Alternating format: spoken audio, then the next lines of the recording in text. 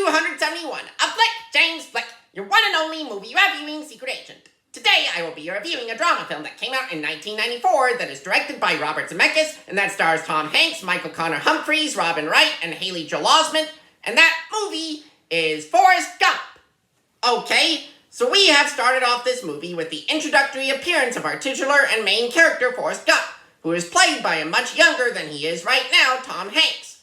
Alright, now we are seeing a child version of Forrest Gump, who is here played by young Conner Humphreys. He is also shown to have leg braces right now in order to try to correct a curved spine. Oh, look at that!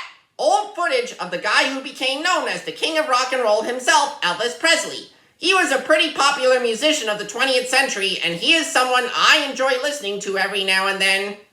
Young Forrest Gump is being encouraged to run with leg braces on him, and like magic, the leg braces came off him.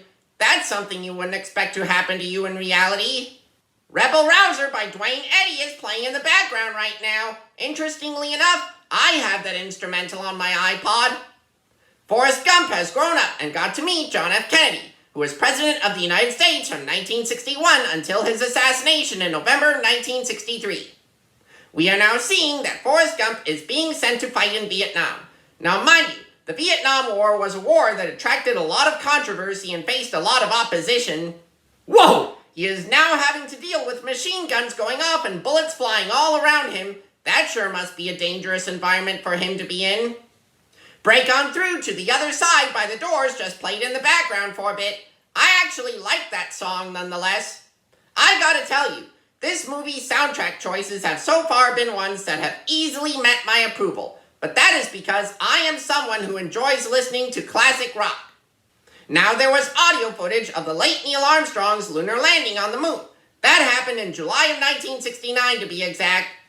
We just saw some footage of Richard Nixon's resignation from the presidency. He was the first and so far only president to resign the office, but he did so because he knew that sooner or later he would have gotten impeached over the Watergate scandal which was going on at the time.